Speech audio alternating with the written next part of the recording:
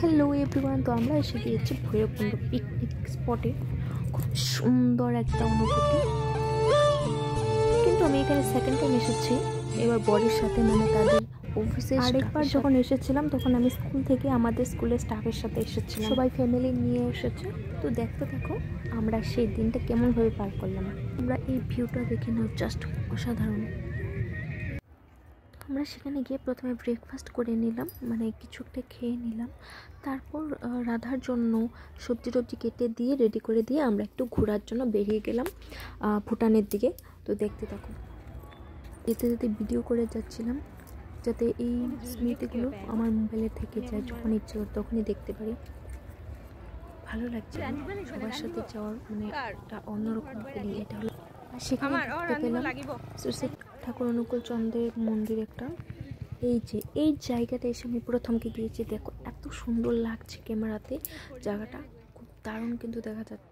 এটা হলো ইন্ডিয়ার গেট, মানে এটা ইন্ডিয়ার বর্ডার, সেদিকে আছে ভুটানের গেটটা। এটা হলো ভুটানের মেন গেট।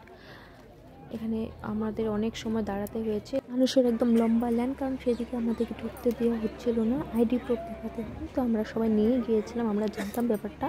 তো এই সব কিছু ঝামেলা ছেড়ে তারপর আমরা পৌঁছে গেলাম ভুটানে।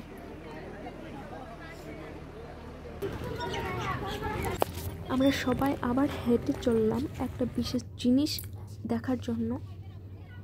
একটুখানি পথ আমাদেরকে হেঁটে চলতে হবে, তারপর আমরা সেখানে গিয়ে পৌঁছবো। ফাইনালি আমরা পেয়ে গিয়েছি ঝোলনা দলংটা, যার জন্য এতটুকু আসা। তোমরা সবাই দেখে নাও, এই যে আমরা এই দলংটা দিয়ে যাচ্ছি, আর উপাসে ঠিক সেদিকে আছে ঝোলনা দলংটা। Finally, we are here now.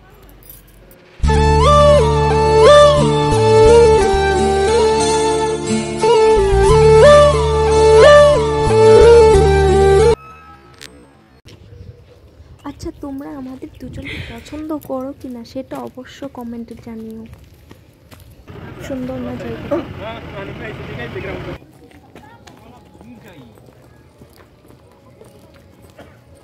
আমরা একটু উপরের দিকে উঠছিলাম, সেখানে রাস্তাটা ভীষণ সুন্দর ছিল।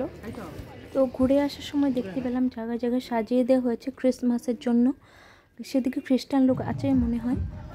তো আমাদের আস্তে আস্তে প্রায় 4টে বেজে গিয়েছিল, এসে আমরা খাওয়া দাওয়া করে নিলাম। আর এই দেখো সন্ধ্যাবেলা ভিউটা, সবাই প্রায় চলে গিয়েছে।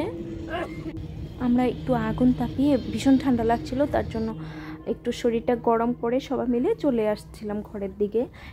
ওইদিকে মেলার মতো বসে দেখি আমি এখানে আই নাই শুন। সার টাইমে গল্প করে যাচ্ছিলাম, আর এই দেখো রাস্তাঘাট পুরো সাজিয়ে দেওয়া হয়েছিল সেদিকে ক্রিসমাসের জন্য, ভীষণ ভালো লাগে। তো আমরা 25 ডিসেম্বর ঠিক এইভাবে কাটিয়েছিলাম, খুবই সিম্পলভাবে। ভালো লাগলে লাইক করবেন।